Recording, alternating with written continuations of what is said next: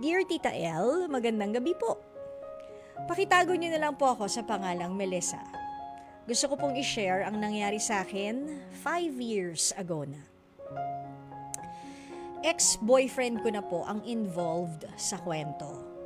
Tawagin na lang po natin siyang Francis.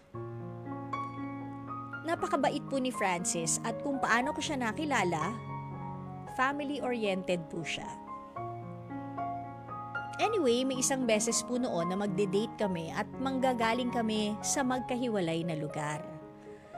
Maya't maya kaming nag-uusap at nag-update sa chat at sigurado akong una akong darating sa kanya. Nang makarating na kami ng taxi sa tapat ng resto, nagtaka ko kasi nakita ko si Francis na naghihintay na sa loob. Nagbabayad pa lang ako kaya hindi ko siya matawagan. Pagbaba ko ng taxi, nakita kong tumayo si Francis at naglakad papunta ng CR.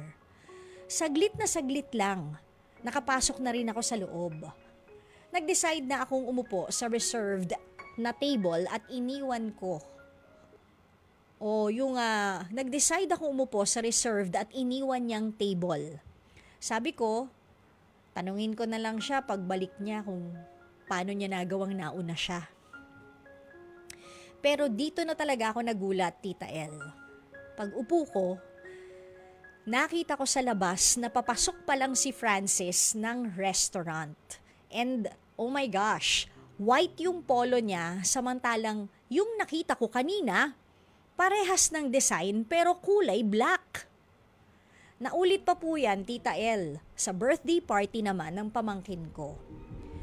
Close si Francis sa pamangkin ko dahil mahilig at malapit siya sa mga bata. Nagpaalam siyang lalabas saglit. After 30 minutes, nakita ko siya sa labas ng gate na nakatitig sa akin pero walang kahit anong emosyon sa muka. I swear, Tita El, hindi po ako lasing nito. Nakaisang shot lang naman ako ng tequila. Pero yun lang talaga yun, Tita El. Talaga. May asin o wala. Pero, naghiwalay kami pagkatapos nun. Aminado naman po ako na sa akin ang problema noon. Na 2-time ko po kasi siya. Isinabay sa isa pang lalaki. Pero sa kabila po ng sakit na nagawa ko sa kanya, pinatawad niya ako. Tinanggap ang mga nangyari at itinuring pa rin kaibigan. At huling beses, Tita El, habang nagsa-soul searching ako sa Baguio, nakita ko na naman si Francis. So, chinek ko agad siya sa Facebook pero Tita El, wala siya sa Baguio kundi nasa Vietnam kasama ang mga kaibigan niya. Posible po kayang may doppelganger si Francis o kaka-cellphone ko po ito at kakanood ng mga series.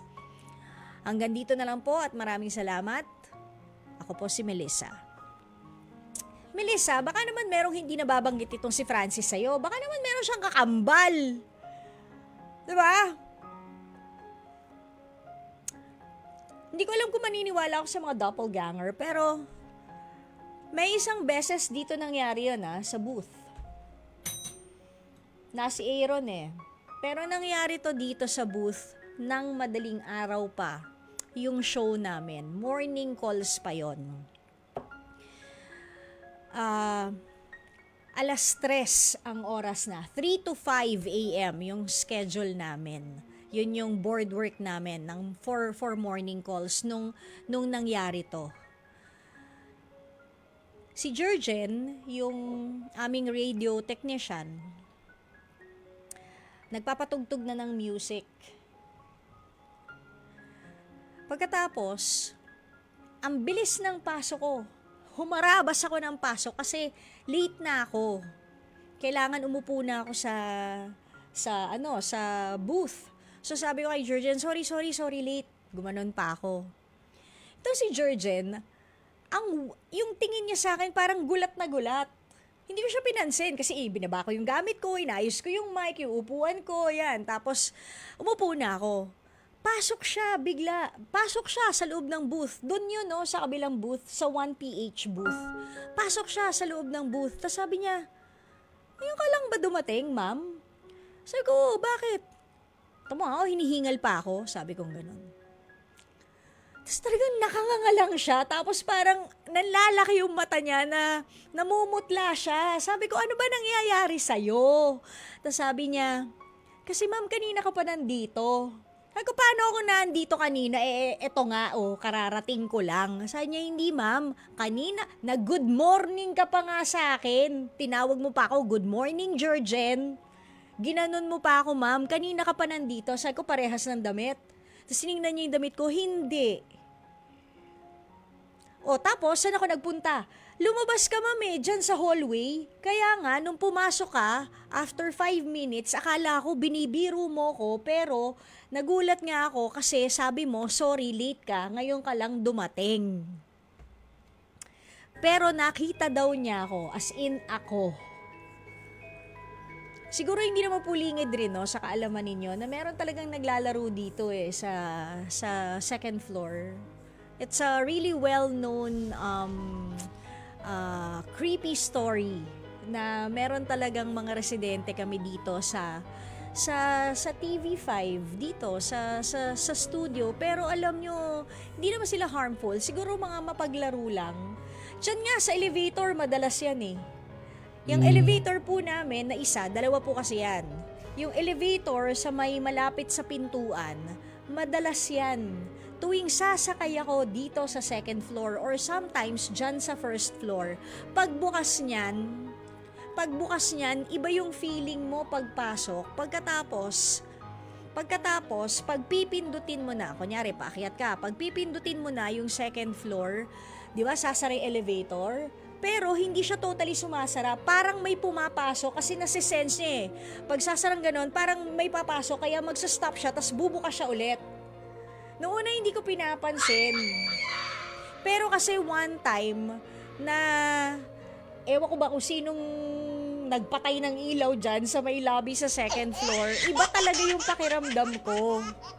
So sabi ko sa kanya, pababa ako nun pababa ako sa ground floor. Sabi ko, hanggang ground floor ka lang huwag kang sasama sa bahay. Kasi marami na kaming alaga doon. Dito ka lang, laro-laro ka lang dito. Sabi ko ganon. So, madalas yan, tuwing sasakay ako dyan sa elevator na yan, naglalaro siya.